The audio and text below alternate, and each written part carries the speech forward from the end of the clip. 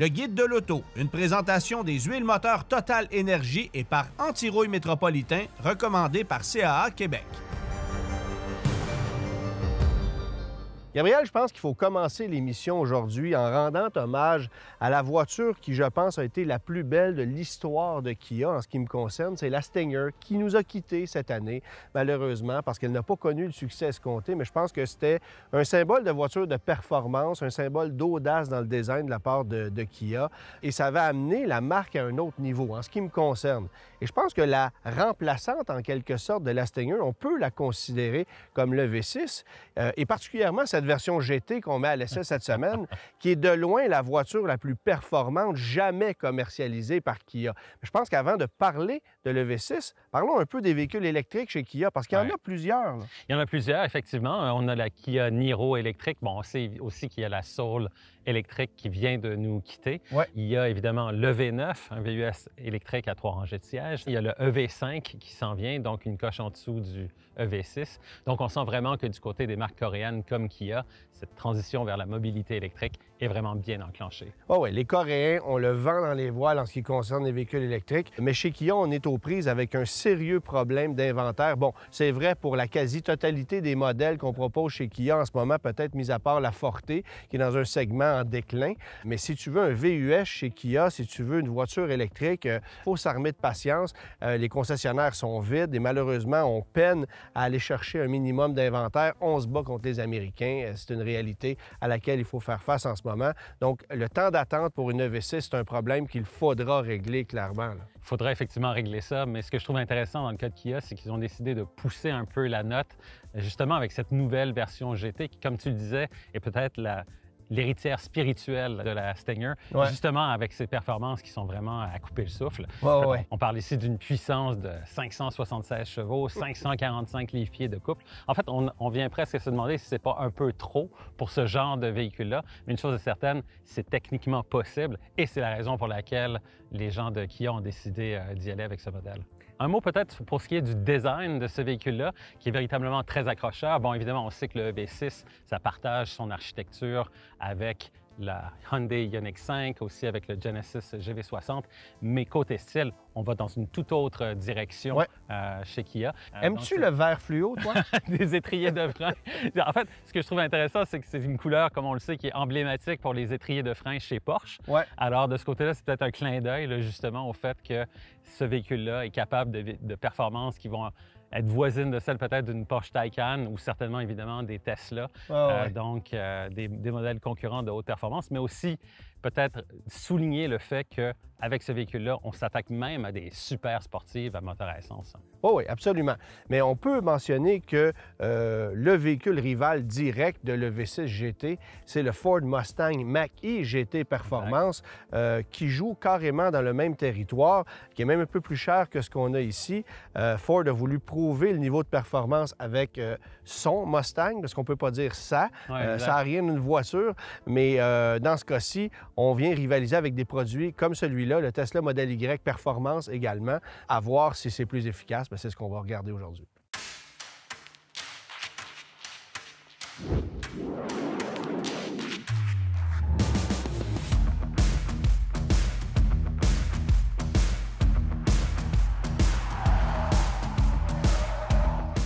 Alors, avec le modèle GT, on dispose de 256 chevaux de plus et de 99 livres-pieds de couple de plus que le modèle GT Line. Et ça paraît pour ce qui est des accélérations qui sont véritablement foudroyantes. Évidemment, comme il s'agit du modèle GT, la particularité, c'est ce bouton ici, GT, en vert fluo sur le volant. Et lorsque je l'active, comme maintenant, là, à ce moment-là, ça change le comportement du véhicule. La direction devient plus ferme. Aussi, l'amortissement adaptatif se raffermit. On a aussi le différentiel électronique à glissement limité qui entre en action.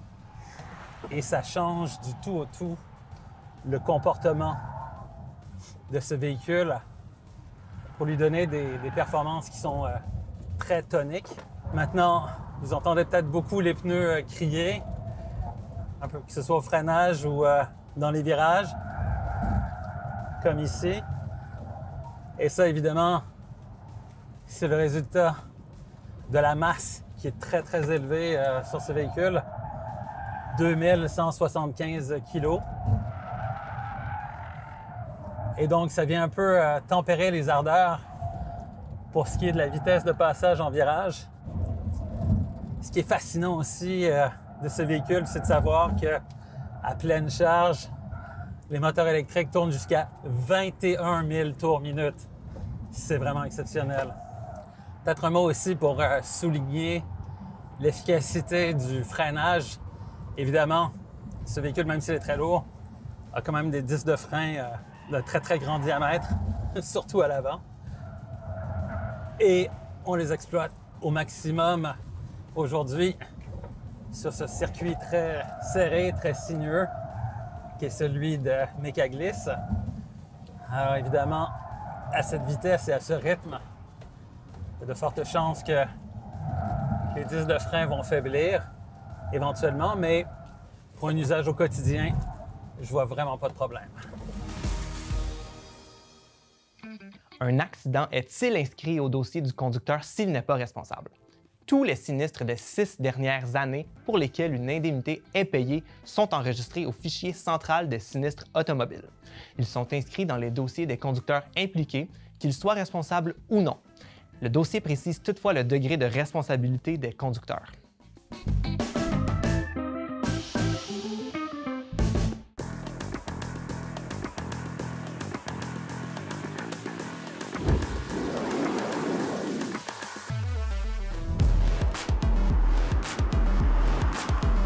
Alors, je pense que vous l'avez vu, le V6 GT, c'est une voiture extrêmement performante. C'est puissant, c'est ahurissant.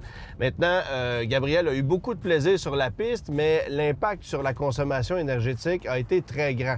Évidemment, sur un circuit comme ça consomme, ça n'a aucun bon sens. On était au-delà des 60 kWh par 100 km en poussant la machine, ce qui veut dire que le véhicule aurait eu peine à faire 100-125 km dans de telles conditions en termes d'autonomie électrique. N'empêche, la Kia V6 GT, même en conditions normales, va consommer beaucoup plus qu'une Kia EV6 à rouage intégral traditionnelle. L'autonomie annoncée est à 441 km pour une EV6 GT Line 1 ou 2, donc à 4 roues motrices. Mais dans le cas de la version GT, c'est à 332 km. Donc, on perd un peu plus de 100 km d'autonomie pour aller gagner en performance parce que la batterie est de même taille, c'est 77,4 kWh.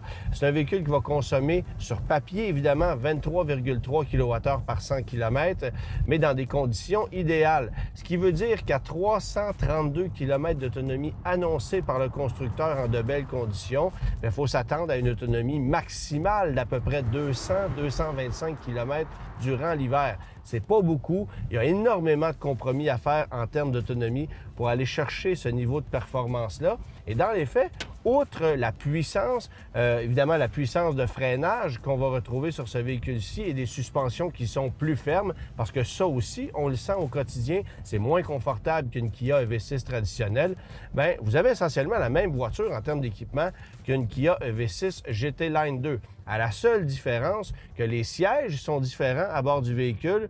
Ce sont des sièges sport avec un excellent maintien, recouverts de suédine et de surpiqûres vert fluo dont je me passerais personnellement.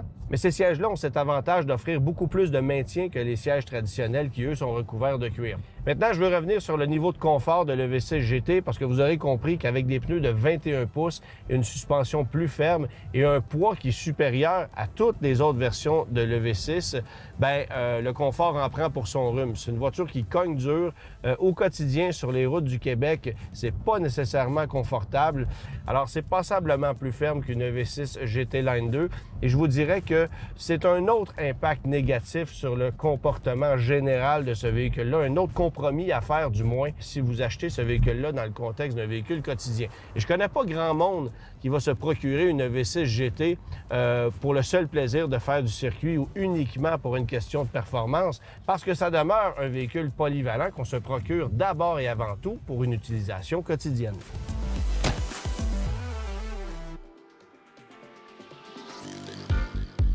On répond aujourd'hui à la question de Luc Olivier qui mentionne avoir commandé une Kia EV6 GT Line 2. Son concessionnaire lui parlait d'environ 2 ans d'attente et il souhaite savoir pourquoi le délai de livraison est si long alors que du côté des États-Unis, les véhicules sont disponibles dans l'immédiat. Mais la réponse est simple, Luc Olivier. Il faut d'abord savoir que du côté des États-Unis, il n'y a pas de crédit applicable comme on retrouve chez nous. C'est 12 000 de crédit applicable dans le cas d'un modèle GT Line 2. Alors, ça fait une différence considérable. Il n'y a pas de crédit du côté des États-Unis parce que c'est un véhicule importé, donc qui n'est pas fabriqué en sol nord-américain. Alors ça, c'est un point qu'il faut souligner. Et deuxièmement, le prix d'une Kia EV6 aux États-Unis est quand même assez élevé si on compare avec le prix qu'on nous le vend chez nous au Canada. Donc, il y a beaucoup de compétition aux États-Unis. Les véhicules électriques sont évidemment moins populaires selon les régions. Ça explique pourquoi il y a beaucoup d'inventaire. Et il faut comprendre qu'aux États-Unis, on est obligé de vendre un certain nombre de véhicules électriques pour pouvoir continuer de commercialiser des véhicules comme le Telluride.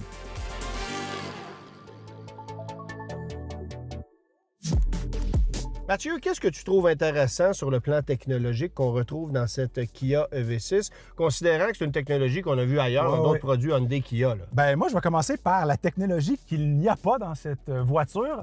Ajuste ton banc. Oui, parfait. Alors, il n'y a pas l'électricité, là. Non, mais c'est un avantage. Tout est à bras. Parce que, Mathieu, si tu avais un siège à réglage électrique comme il y a dans les autres versions, je te vois installé au volant. Suffit que tu aies une casquette sur la tête et elle est à côté dans le pare-soleil ici. Il n'y a pas de dégagement à la tête dans une EV6 et c'est la raison pour laquelle j'achèterais une Ioniq 5 plutôt qu'une EV6 qui a la même technologie parce que j'ai plus de dégagement à bord. Mais avec la GT, parce que tu as un siège à réglage manuel, bien, tu viens régler le problème parce que tu peux abaisser l'assise davantage. Comme quoi, la technologie, des fois... Oui, t'as raison. Écoute, je regardais ça avec un œil plutôt sceptique, mais les sièges, il faut le dire, sont très confortables. Je veux te parler de cette espèce d'écran que j'avais jamais vu auparavant et qui est quand même assez intéressant dans la mesure où on vient enlever 50 % des boutons physiques. Parce que là, ici, ce qu'on a, c'est les touches pour ce qui est de la climatisation, du chauffage, mais sur ce même écran, on va passer et basculer en mode cartographie, mais aussi média. Donc, c'est les mêmes boutons, 2 écrans différents. Donc, on est en mode navigation ou encore en mode multimédia. Le bouton roulette va servir à monter le volume. Et si on est en mode confort ou encore climatisation, bien, c'est pour la température dans ce cas-ci. Mais par contre, on vient dédoubler une information parce que tout ça, tu l'as à même l'écran central qui, lui, est assez complexe parce qu'il y a beaucoup de fonctions, là, mais quand même, c'est dédoublé. Oui, et l'autre chose aussi que j'ai remarqué, c'est que là, je suis en train de rouler, je veux baisser ou monter le son. Puis là, je suis comme, ah, voyons, ça monte pas. Puis là, je réalise que je suis en train de monter le chauffage du véhicule parce que j'étais pas en mode multimédia, voire navigation. Donc, je pense que c'est une question d'habitude.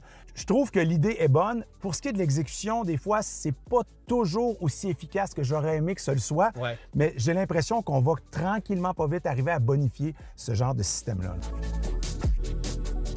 Les véhicules électriques ont historiquement été commercialisés comme nécessitant très peu, voire aucun entretien comparativement à leurs homologues à combustion. Ça s'est avéré véridique par le passé avec plusieurs systèmes embarqués scellés d'origine par le manufacturier, qui ne nécessitaient donc aucun entretien tout au long de la vie du véhicule. Aujourd'hui, avec la densification énergétique des cellules de batterie, celles-ci sont souvent refroidies par un liquide dédié et le réducteur de vitesse qui sert à transmettre la puissance aux roues est lui aussi lubrifié par un fluide d'engrenage distinct. Ces composantes peuvent nécessiter des intervalles de maintenance oscillant entre 150 000 et 200 000 km.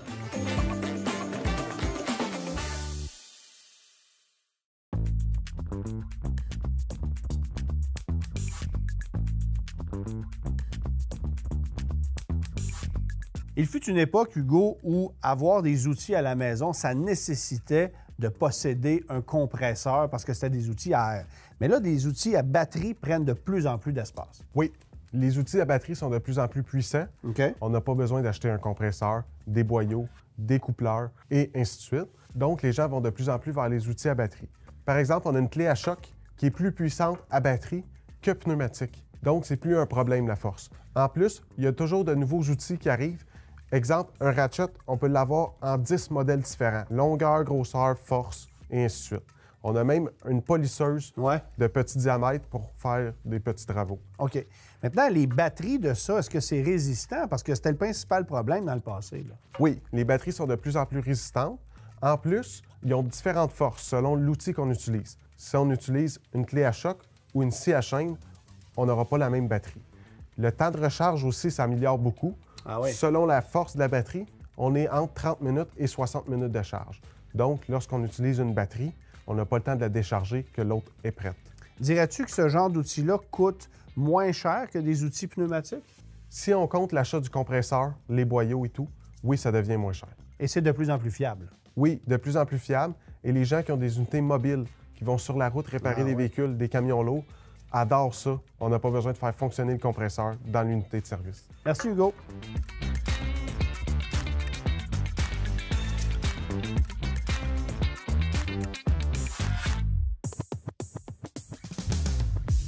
Les prix maintenant pour la Kia EV6, alors 50 559 à 79 059 c'est l'échelle de prix. La plupart des versions, évidemment, sont éligibles à 12 000 de crédit gouvernemental, taxes incluses.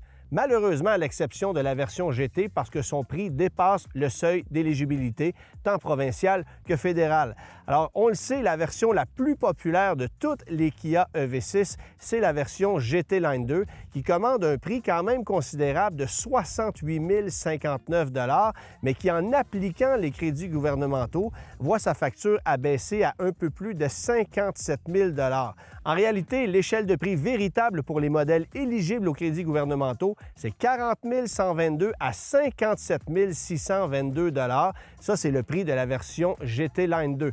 Quant à notre version GT, il n'y a pas de crédit, donc c'est 79 059 Ça crée un écart par rapport à la version GT Line 2 d'un peu plus de 22 000 ce qui la rend drôlement moins alléchante. Alors, en financement, c'est 1 113 taxes incluses contre 1 528 pour la version GT et en location, 849 contre 1 325. Évidemment, c'est toute taxe incluse et la location, c'est sur un terme de 4 ans, 20 000 km par année. Au financement, sur un terme de 6 ans, toute taxe incluse. Alors, vous le voyez, l'écart de prix est considérable. Ça fait en sorte que la version GT devient drôlement moins alléchante.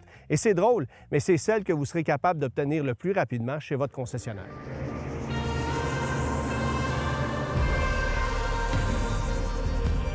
Gabriel, on se posait la question en début d'émission, est-ce que c'est performant, est-ce que c'est réussi à ce niveau-là, le V6 GT? Je pense que la réponse, c'est oui. Pour ce qui est des performances, surtout en ligne droite, je dirais l'accélération est vraiment phénoménale. On a presque l'impression d'être au volant d'une voiture super sport. D'ailleurs, je regarde tes yeux, sont un peu plus rentrés par en dedans. Hein? Mais encore une fois, pour ce qui est de la dynamique aussi, c'est assez relevé, certainement plus relevé que les autres variantes de l'EV6. Mais il y a toujours évidemment le problème de la masse qui est un problème qui est courant sur les véhicules électriques. Qui est courant. Exactement. Mais si on regarde justement du côté de ce modèle-là, il faut se poser des questions sur la pertinence. Parce que oui, ça marche comme ça se peut pas, mais est-ce que c'est vraiment ça que le consommateur recherche dans un véhicule électrique? Je pense que la réponse, c'est non.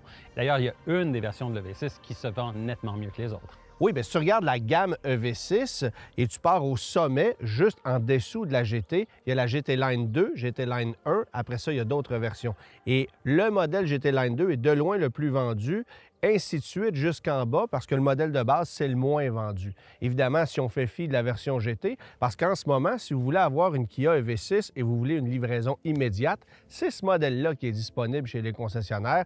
On comprend pourquoi, parce qu'évidemment, il y a un désavantage considérable dû au fait qu'il n'est pas éligible aux crédits gouvernementaux, mais c'est aussi un produit avec lequel on doit faire beaucoup de compromis en matière d'autonomie notamment, parce que 332 km l'été, c'est encore potable, mais ça devient 200, 225 l'hiver. Et ça, dans un véhicule de ce genre-là, c'est pas mal moins intéressant, là. Alors, sur le plan technique, pour ce qui est des performances, c'est vraiment impressionnant. Ça s'ajoute évidemment à la gamme EV6 et justement, ce modèle-là a été primé au prix annuel des voitures nord-américaines de l'année, un jury dont toi et moi faisons partie. Exact.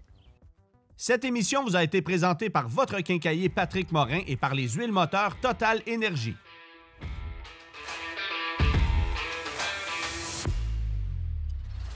La semaine prochaine à l'émission, de nouveaux véhicules d'entrée de gamme pour la famille General Motors, le Chevrolet Trax et le Buick Envista.